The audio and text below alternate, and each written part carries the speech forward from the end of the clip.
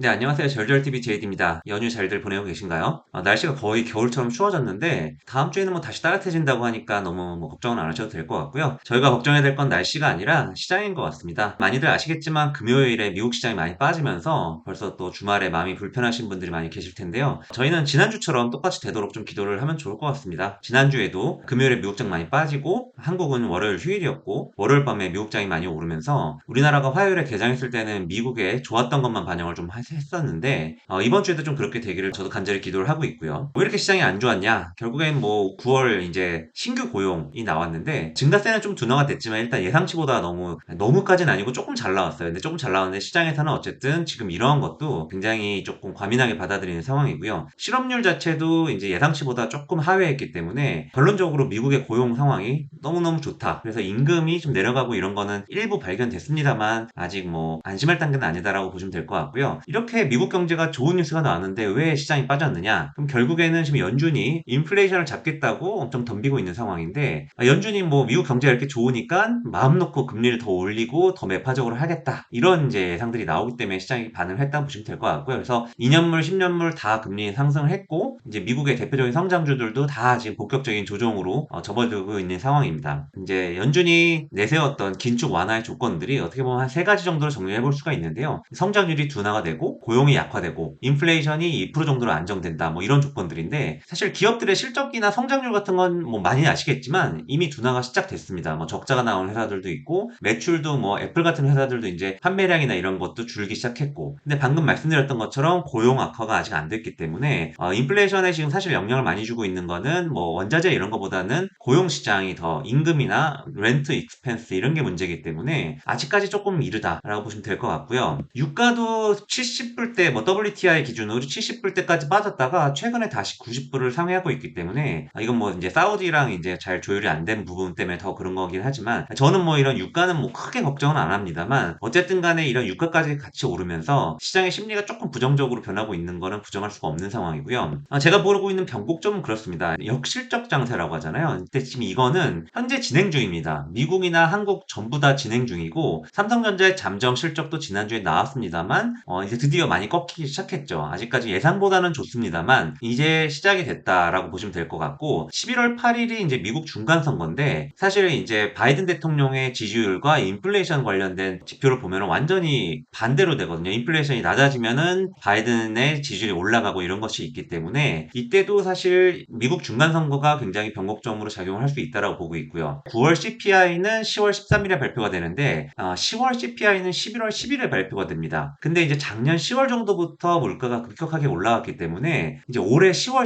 CPI부터는 아주 급등하는 모습을 보이지 않을 거기 때문에 전년 대비해서는 오히려 하락하는 모습까지 이제 뭐 하락까지는 모르겠습니다. 어쨌든 좀 둔화가 되는 모습을 확실히 보일 수 있기 때문에 이제 11월 10일에 하는 10월 CPI 발표가 굉장히 중요하다라고 저는 보고 있고요. 그래서 결론은 지금부터 한 11월 초중순 정도까지가 굉장한 변곡점으로 작용을 할 수 있다라고 일단 저는 기본적으로 예상을 하고 가고 있고요. 물론 예측은 중요하지 않고 대응이 더 중요합니다만은 머릿속에 시나리오를 어느 정도 가지고 가자는 얘기인 거죠. 전에 이은택 위원님께서 보여주셨던 이 차트인데 두 번째 저점이 첫 번째 저점보다 높은 상황은 아닌 것 같아요. 지금은 더 낮은 상황이기 때문에 조금 부정적이긴 합니다만은 약세장의 초반부에는 밸류에이션이 하락을 하고 그 이후에 실적이 깨지는 그런 국면 두 번째 약세장 후반부라고 하는 건데 지금 그게 이제 본격적으로 진행되고 있기 때문에 시장을 굳이 너무 부정적으로 보지 않는다면 바닥이 아주 멀지는 않다 정도로 저는 인지를 하고 있고요. 이제 삼성전자 실적이 나왔죠. 영업이익이 전년 대비해서 32% 정도 감소를 했고 지난 분기 대비해서도 23% 감소했기 때문에 엄청난 감익이죠. 근데 일단 이게 지금 끝날 것 같지는 않고 4분기엔 실적이 조금 더 하락을 할 거다라고 보고 있고요. 제 느낌 자체는 이제 3분기에는 환율도 굉장히 유리했고 수출 기업인 삼성전자한테 굉장히 유리했고 10조를 조금 넘긴 했습니다만 약간 마사지가 있는 느낌이다 정도로 생각을 하고 있고요. 그렇기 때문에 4분기는 10조를 언더하는 실적이 나오지 않을까라고 보고 있고요. 제가 애널리스트 분들이 다음 분기랑 내년에 실적을 어떻게 추정하셨나 좀 보려고 했는데 이렇게 아주 디테일하게 많이 안 내놓으셔가지고 일단은 실적이 완전히 나온 다음을 좀 보셔야 될 것 같고요. 이제 삼성전자나 SK 하이닉스 같은 대표 기업이 실적이 부러지기를 저는 기다리고 있었는데 일단 그 1차 관문은 시작이 됐다. 그래서 삼성전자나 SK 하이닉스의 감익이 내년 1분기까지 지속되겠지만 그 하이라이트는 아무래도 한 4분기 실적 정도가 될 거다라고 보고 있기 때문에 이제는 부정적인 뉴스가 쏟아질 때 조금 관심을 더 가지셔야 된다라는 관점을 가지고 있고요. 애널리스트들도 일단 보면은 여기 뭐 EPS도 여기 파란색으로 보시면은 다 화살표 EPS를 다 낮추고 있죠. 일제히 다 낮추고 있고 뭐 목표가를 공격적으로 하향은 못합니다만 이거는 뭐 삼성전자와 애널리스트의 관계 그리고 뭐 리서치 센터와의 관계 이런 것 때문에 공격적으로 하향은 못하고 있지만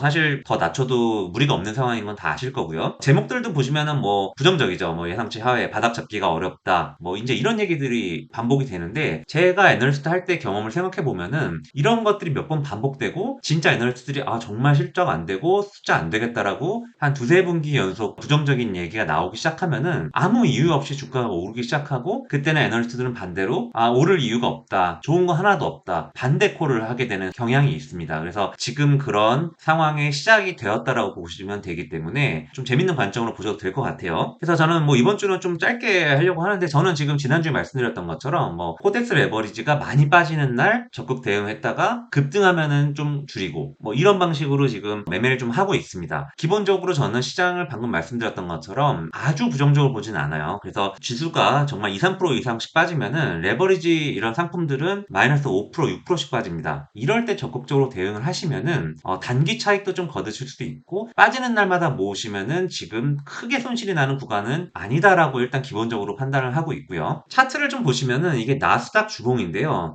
나스닥이 금요일에 많이 빠지면서 조금 부정적으로 끝나긴 했습니다. 보시면은 코로나 때 주 기준으로 사실 크게 양봉을 다시 만들면서 200주선 위를 반등을 하고 올라갔는데 어떻게 보면 사실 거의 처음으로 3주 연속 하회를 하고 끝난 주간이기 때문에 나스닥이 사실은 여기를 못 지키면은 저는 지난번에 말씀드렸던 것처럼 나스닥도 숏으로 대응을 해야 될 수도 있다라고 보고 있고요. 그리고 대표적인 업체들인 이게 애플도 그렇고 개별 종목으로 보시면은 테슬라가 사실 코로나 이후에 슈퍼 강세장을 이끌었던 대표주인데 지금 이런 테슬라의 움직임도 굉장히 부정적입니다. 이미 120주선을 깼고 월봉으로 봐도 이제 상당히 밑으로 내려갈 수도 있다라고 보고 있기 때문에 미국 주식을 좀 많이 하시는 분들 중에서 테슬라를 엄청나게 많이 하시는데요. 한국 분들도 조금 줄이시는 게 좋다라고 저는 기본적으로 보여지고요. 다만 국내 지수는 먼저 좀 반영을 한 부분이 있습니다. 근데 이게 코스피 주봉인데요. 일단 이 200주선 빨간 선을 밑으로 뚫고 올해 5월, 6월 이후에 뚫은 이후에 지금 회복을 못하고 있는데 이거는 이제 그래서 월봉으로 봐야 되는 거예요. 판단을 어떻게 해야 되냐면 결국에는 월봉상으로 코로나 때처럼 200월선을 지킬 수 있느냐 없느냐의 싸움이 되긴 한 겁니다. 지금 물론 120월선 근처에서 120월선이라고 하면은 뭐 다 아시겠지만 10년 평균선 정도로 보시면 될 것 같고요. 최악의 경우 200월선인 한 2000선 정도까지는 밀릴 수 있다라고 마음을 먹으셔야 하지만 기본적으로 여기서 뭐 이 자리를 깨고서 완전히 밑으로 갈 거다라고 저는 보고 있지 않고요. 전에 말씀드렸던 MACD 오실레이터 같은 부분도 밑에서 돌기 시작하고 있기 때문에 연말쯤 됐을 때는 시장의 분위기는 조금 달라져 있지 않을까라고 저는 기본적으로 판단을 하고 있고요. 코스닥은 어떻게 보면은 조금 더 먼저 반영을 했어요. 그래서 200월선까지 거의 갔다가 10월에 조금 반등을 하고 있는 상황이라서 한국 증시는 일단은 거의 바닥권후에 근접을 했다라고 보여지고 있고 뭐 PBR 기준으로 봐도 그렇고 그렇게 뭐 너무너무 부정적으로 보실 필요는 없다라고 보고 있고요. 삼성전자 주가도 한번 같이 보시면은 삼성전자도 뭐 사실 지금 중요한 자리를 많이 깨고 있습니다만은 삼성전자도 월봉으로 봐도 사실 60 월봉도 깨고 이렇게 밑으로 내려가고 있기 때문에 사실 이성적으로 봤을 때는 제가 지난주인가 지지난주에 말씀드렸던 4만원 중반 정도까지 빠질 수도 있다. 하지만 일단은 월로 봤을 때 이번 주 들어서 사실 굉장히 삼성전자가 단단했죠. 지표 자체가 좀 돌고 있기 때문에 여기서 한 방에 밑으로 갈지는 조금 지켜보셔야 될 것 같아요. 지금 워낙 과매도권이고 최근에 외국인 수급도 보시면은 삼성전자를 계속해서 팔기만 하던 외국인들이 여기 보시면은 외국인들이 지금 한 6거래일 연속 엄청 많이 샀죠. 엄청 많이 샀고 연기금도 많이 샀습니다. 이 부분을 보시면은 연기금도 많이 샀기 때문에 수급은 좀 바뀌고 있어요. 지금 국내 기관은 아직 좀 팔고 있고 개인들이 엄청 팔지만 외국인들이 반대로 집어먹고 있는 상황이고 제가 좋아하는 그로스파인더님이나 뭐 86번가 이런 분들이 말씀해 주신 것처럼 이걸 사실 달러 환산으로 봤을 때는 삼성전자나 한국 지수가 워낙 매력적인 구간에 진입을 했기 때문에